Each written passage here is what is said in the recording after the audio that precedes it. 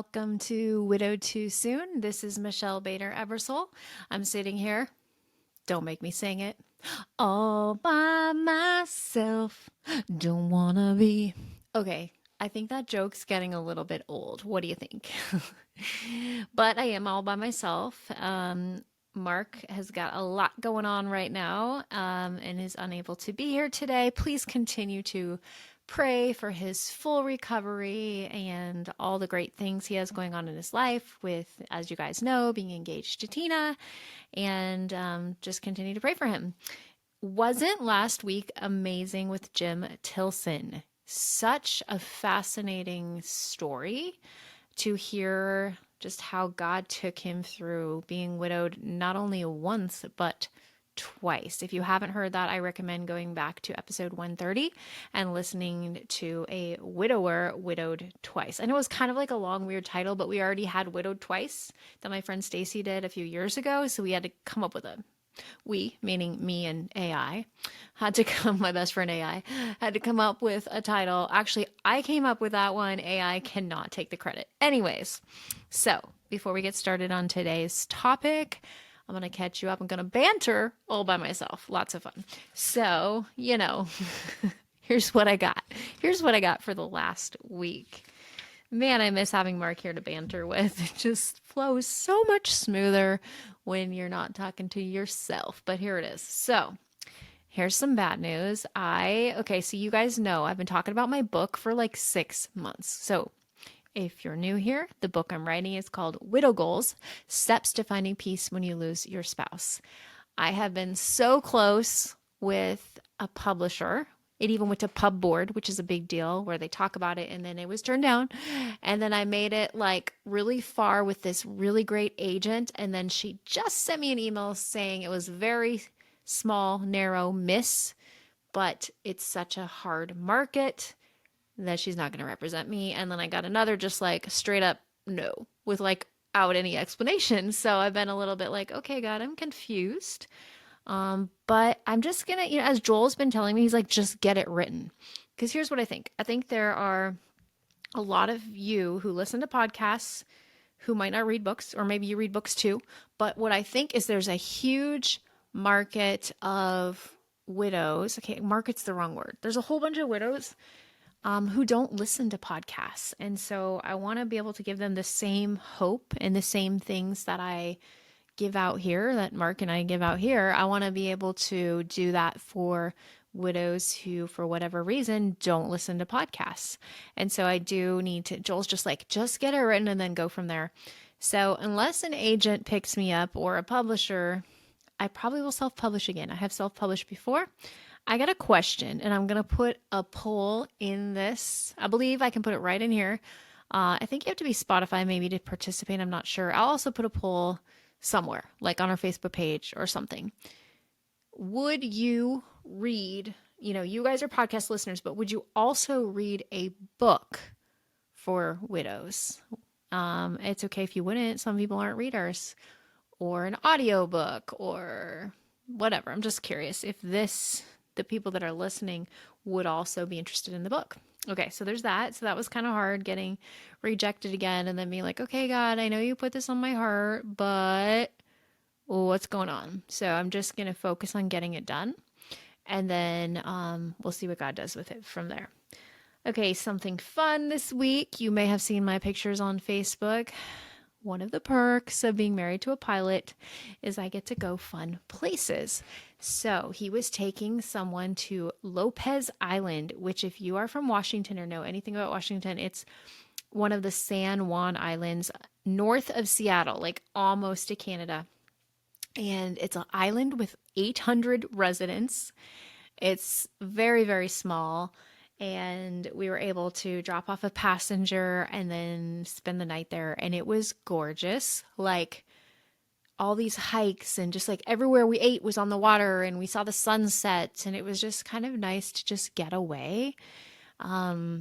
Because like I love my kids and everything, but like we never have a chance to like really just be alone and just go out. So it was just really fun to just get away and just kind of feel like we're on a vacation, and the whole time just being so thankful to God for this job that he's paid to go there and that I'm allowed to go with him, and just enjoying it and just realizing like this is a really great season, and I'm very, very thankful. And I know if you're listening, that you might be a brand new widow and be like, what the heck? Like, that doesn't make me feel good. I'm all alone. Hey, I remember. Okay, hey sounds mean. I'm sorry. That sounds like a mean word. What I want to say is, I totally get you. Like, I remember being a newer widow and just being like, ugh, I don't want to hear. I'm happy for my friends that have some, but I don't want to hear about it. But I guess my hope, well, this is like my actual real life, but my hope is that it gives you hope for the future, that if you want to be married again, you can. Joel and I have now, we just crossed the 15-month mark. Been married 15 months. Love, love, love it. And it's possible to have love again and all of that stuff. So, anyways, Lopez Island was amazing. And I'm very, very thankful that I'm also in a place, I'm kind of in like a weird transition in my life where I'm not sure what I want to be when I grow up. And I'm 29, or the other number, but let's just go with 29. And I am, I have my master's degree in education. That's what I went to school for. I've taught off and on for I don't know how many years. I was a kindergarten teacher, and then when Luke died, my whole life changed and I didn't feel like teaching anymore.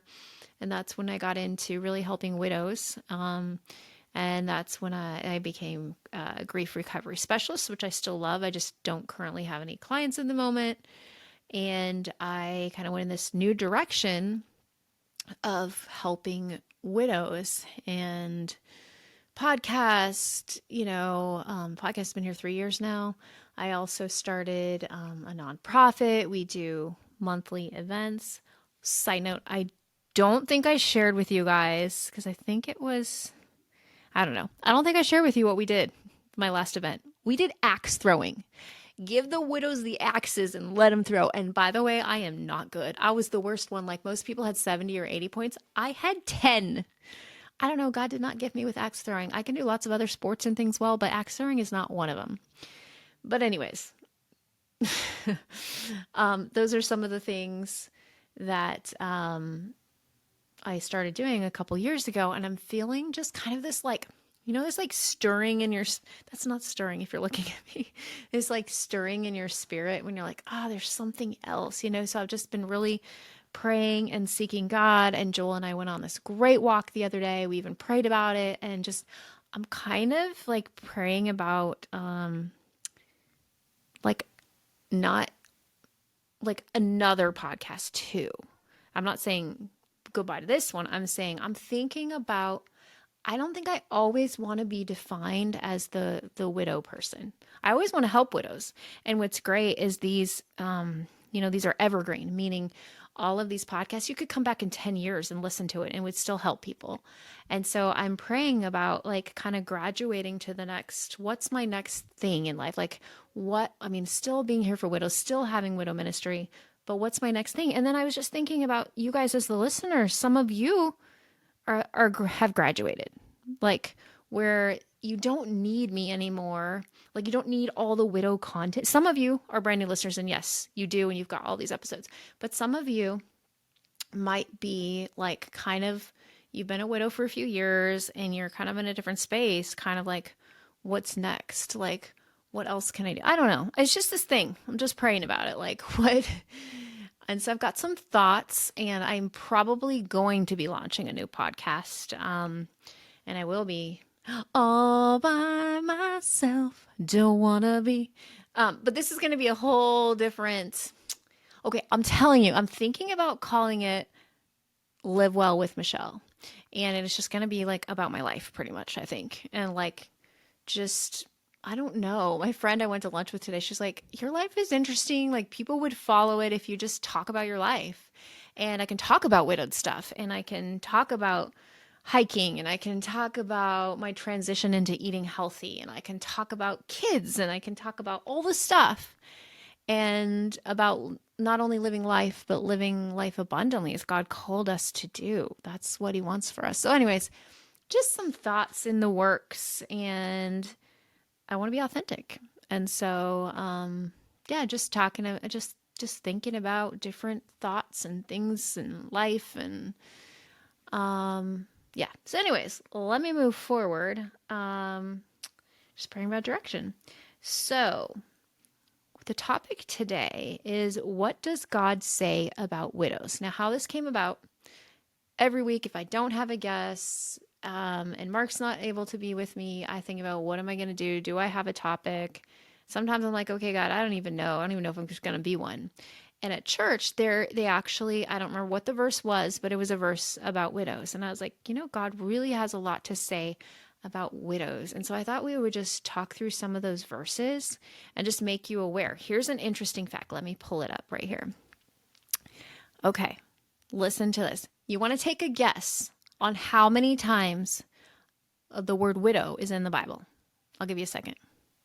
Okay, here's the actual answer.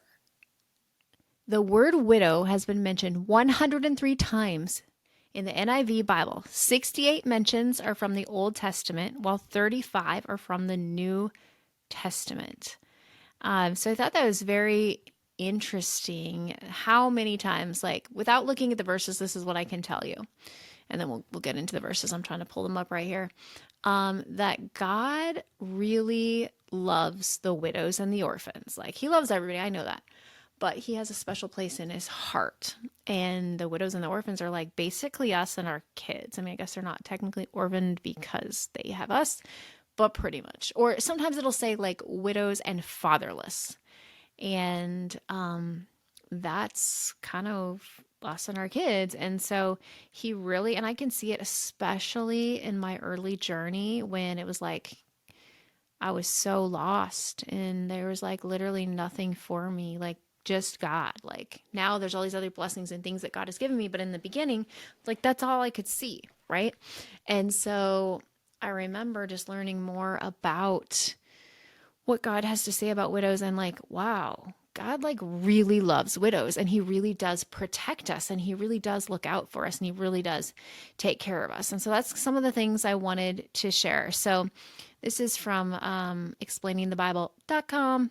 Widows hold a special place in God's heart, as exemplified by his commands to protect and provide for them. Throughout the Bible, we find verses that affirm God's compassion for widows and his call for his people to care for them. Join us as we look in the verses that honor widows, reminding us of their value and dignity in God's sight, and prompting us to extend love, support, and justice. You know what I think is crazy? Let me just talk about cray-cray for a minute. That their widows are mentioned 103 times in the Bible. How many churches have ministries for widows? I'll let you think. I don't have an answer. Very few. I couldn't find one. Not one in my whole Vancouver, Portland metro area, which is pretty big. And that's why I started my nonprofit, because I couldn't find one. And the first person who believed in me, who's now in heaven, hopefully he's met Luke now, Pastor Larry Whittlesley of Vancouver Church. I sent out emails to every church in the area and said, this is my nonprofit. Can I meet with you? He was one of the very few responses. And I met with him and he's like, this is such a needed ministry. He's like, widows are mentioned so many times in the Bible, but we don't have anything for them. And I was like, yeah, that is exactly why I'm doing this. And he was such a firm believer that it helped me with my belief that like, oh, wow, this really is needed. And it is something that I don't understand why the church has not done as much as they can. I'm not putting down anybody. I'm just saying, wow, this is something new I learned when I started studying about widows, when I became a widow. Like, I didn't honestly think much about, I mean, I knew a few widows, but it was never something, like the word didn't really mean much to me until I became one. And then I was like, I don't want to be a widow. That's like, you got to have white hair and cats crawling on you. I did not want to be like that lady. But I learned we have broken the widow mold, haven't we, friends? We have totally broken the widow mold. Anyways, I'm going all over the place here, but widows, yes, I think that it's important that people realize that widows are talked about a lot. Okay, here's one. Exodus 22:22. Do not take advantage of the widow or the fatherless. Mic drop right there. Like that could be like, boom, that's it. This verse emphasizes God's heart for the vulnerable in society, specifically widows and the fatherless. He commands his people to protect and support them, not exploit their situation. In today's world, this command reminds us to actively seek justice and show compassion to those who are in similar situation, ensuring that our actions reflect God's love and care. Okay, widow friends, did you know? I don't have exact statistics. It's just something I've learned since becoming a widow, that widows, like, and I might have known this before, like back in Bible times were completely outcast. Like they weren't able to make money for themselves. They weren't able to, it was like the lowest of the lows. And even now, I don't have those statistics, but in other countries, I don't even know which ones, but I do know this, that they are still outcast and they are still like, if you become a widow in other countries, sometimes you are just like done for. Like there's not a lot of hope for you. And I'm so thankful that it's not that way here and that there are so many resources and there are like, we have ways to make money. Women, we can make money like lots and lots and lots of ways. We can make it from home. We can go have a job. There's a million ways we can make jobs. I mean, make money. And so it's not the end of the world for us. In fact, I was always a big preacher of, I won't say preacher, but like a big advocate, even before Luke died. I would talk to women and say, okay, they're like, oh, I don't need to work. My husband works. And I'd be like, well, what would you do if something happened to him? Like you need to have a way to take care of yourself. And I still am a big advocate for that. Like we need to know how to take care of ourselves financially if something does happen to our husband, which obviously all of you on here or your wife or whatever, we need to know like that we have skills and we have ways to bring it in. I'm totally off the subject, but you know what I'm saying. So let's go back to Bible verses. Ooh, I love this. Deuteronomy 10:18. He defends the cause of the fatherless and the widow and loves the foreigner residing among you, giving them food and clothing. And this is what it says about it. God's character embodies justice and provision for all, particularly those facing difficulties like widows and orphans. This verse highlights his active role in their defense and provision. That we are to mirror God's heart by providing support and care, ensuring everyone's basic needs are met, reflecting God's love in practical ways. Such a good verse. Let me read another one. Psalm 68:5. A father to the fatherless, a defender of widows, is God in his holy dwelling. This verse poetically portrays God as a divine protector and father for those who lack earthly guardians. It assures us that God's nature is intrinsically tied to defending and providing for the vulnerable. By internalizing these attributes of God, we are encouraged to create a community where widows, #us, and orphans feel cherished and cared for, knowing they are not alone. So good. This is so good. Like, I don't know. I haven't been to seminary, but don't you think it would be great if they had an entire class about caring for widows and orphans? I should start that. I mean, for real, like that needs to be talked about. Like God has such a heart for widows and orphans, widows and fatherless. Like it just needs to be talked about more. Whew. Okay. Isaiah 1:17. Learn to do right, seek justice, defend the oppressed, take up the cause of the fatherless, plead the case of the widow. Well, let me say it again. Plead the case of the widow. Isaiah calls us to action, urging us to live out our faith through social justice. We are to defend the oppressed and actively support widows and orphans, ensuring their voices are heard. This proactive approach demonstrates our commitment to God's standards of righteousness, urging us to be advocates for those who cannot advocate for themselves. So good, so good. Let me do another one. Jeremiah 22:3. This is what the Lord says. Do what is just and right. Rescue from the hand of the oppressor the one who has been robbed. Do no wrong or violence to the foreigner, the fatherless, or the widow, and do not shed innocent blood. Jeremiah's message is clear. Justice and righteousness are non-negotiable. This command encompasses a broad spectrum of social justice issues, including the protection of widows and orphans from violence and oppression. God's mandate is evidence. We must actively protect and stand with the marginalized, ensuring that they are treated with dignity and respect. Isn't that what we all want? Dignity and respect? Like we want to be loved for who we are. We want respect for who we are. Dignity, that's such a beautiful word, right? Like dignity. I just really like that word. Anyways, I think you're getting the point here, and I'm going to have a link to this and maybe some other verses that like we are special to God. Like he sees our pain, okay?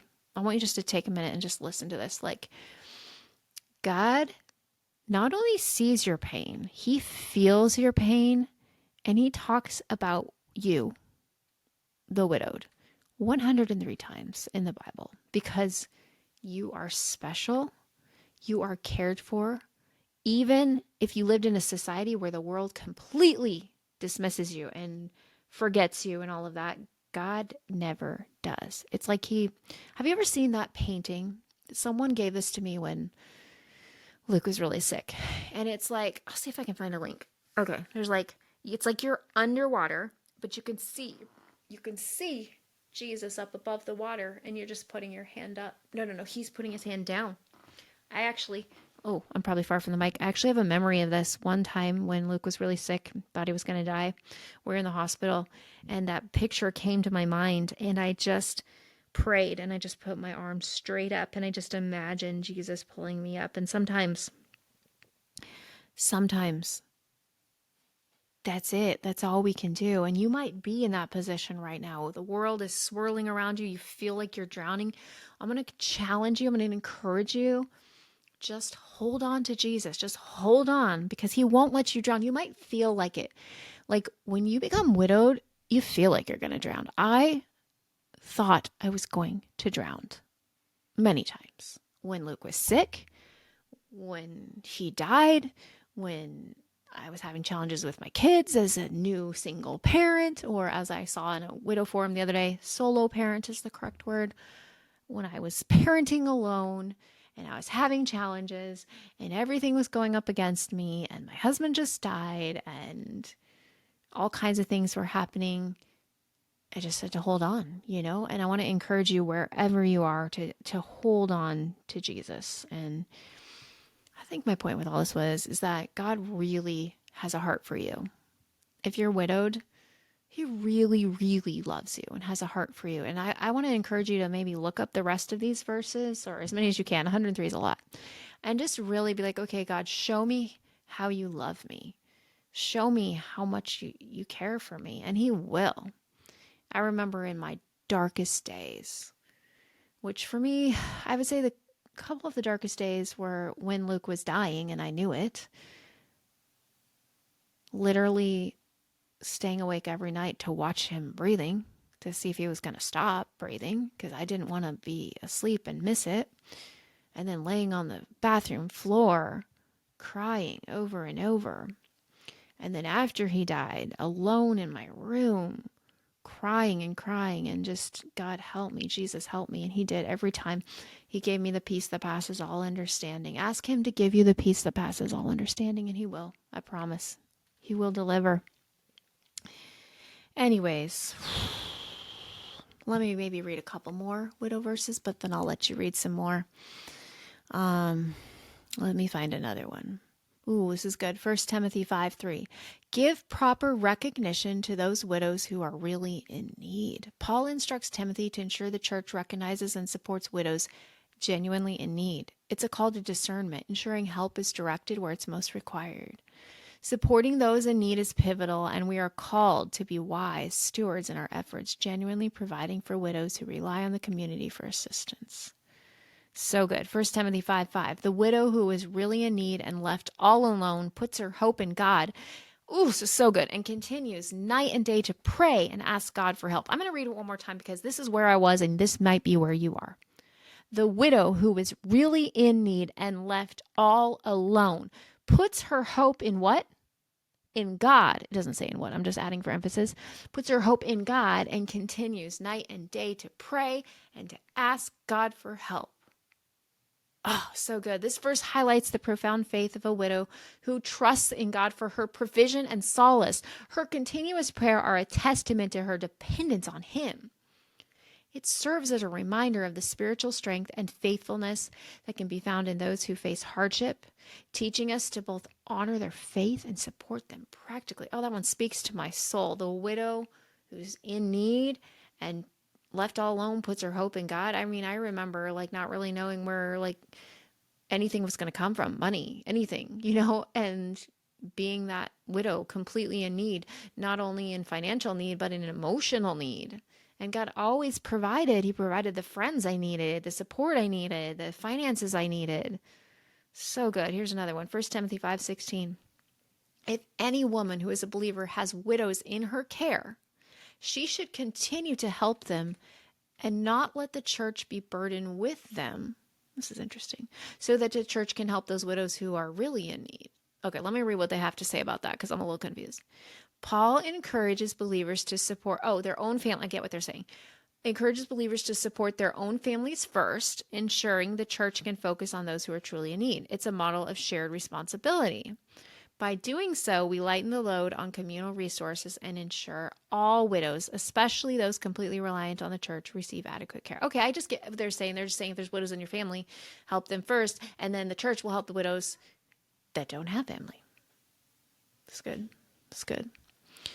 Let me find another one. So good. Job 29:13.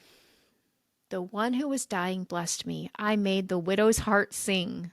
Job reflects on his actions, taking pride in the joy he brought to widows through his generosity and kindness. It's a beautiful testament to the impact we can make when we live out God's commandments. Our loving actions towards those in need not only fulfill God's desires, but also bring immense joy and hope to their lives, lifting their spirits in times of suffering. So good. So good. So good. All right. There's a lot more verses with the same kind of themes.